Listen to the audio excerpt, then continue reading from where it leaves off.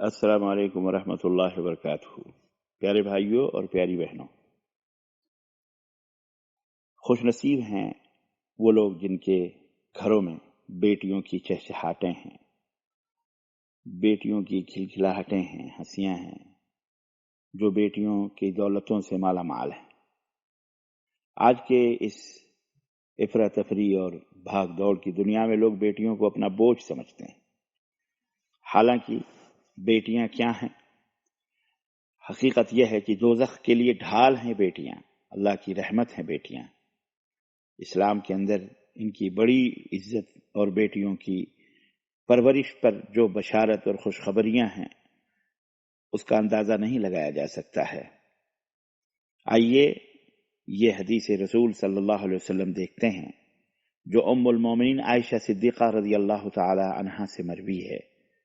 عن عائشہ رضی اللہ عنہا قالت دخلت امرأة معها ابنتان لها تسأل فلم تجد عندي شيئا غير تمرة فأعطيتها إياها فقسمتها بين ابنتيها ولم تأكل منها ثم قامت فخرجت فدخل النبي صلى الله عليه وسلم علينا فأخبرته فقال من ابتلي من هذه البنات بشيء كن له سترا من النار رواہ البخاری۔ کہتی ہیں کہ میرے پاس ایک عورت دو بچیوں کو لے کر کے آئی اور کھانے کے لیے اس نے کچھ مانگا، لیکن میرے پاس ایک کھجور کے علاوہ اور کچھ نہیں تھا۔ کہتی ہیں فَأَعْطَيْتُهَا إِيَّاهَا، میں نے اس کو دیا تو اس نے ان کھجوروں کو دو ٹکڑے کر کے اپنی دونوں بیٹیوں کو کھلا دیا، لیکن وہ خود اس نے نہیں کھایا۔ پھر وہ اٹھی اور نکل گئی۔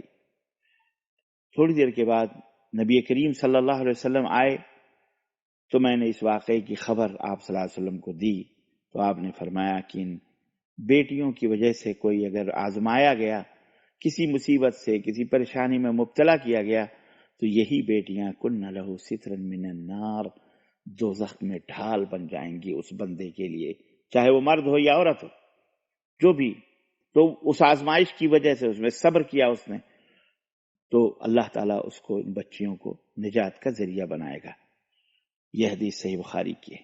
اس حدیث سے ہمیں یہ معلوم ہوا کہ ہم بچیوں کی کتنی خدمت کریں اور کس انداز سے کریں اور کس طرح سے ان کی پرورش اور پرداخت میں کوئی دکھ آئے، کوئی مصیبت آئے تو ہمیں برداشت کرتے ہوئے، جھیلتے ہوئے یہ ذہن میں رکھنا چاہیے کہ اللہ کے رسول صلی اللہ علیہ وسلم نے فرمایا کہ کوئی بھی مصیبت، کوئی بھی پریشانی ان کی وجہ سے اگر آتی ہے، ہم صبر کرتے ہیں تو انشاءاللہ یہی بیٹیاں ہمارے لیے جہنم میں رکاوٹ بنیں گی جانے کے لیے، بلکہ دوزخ کے لیے ڈھال بن جائیں گی۔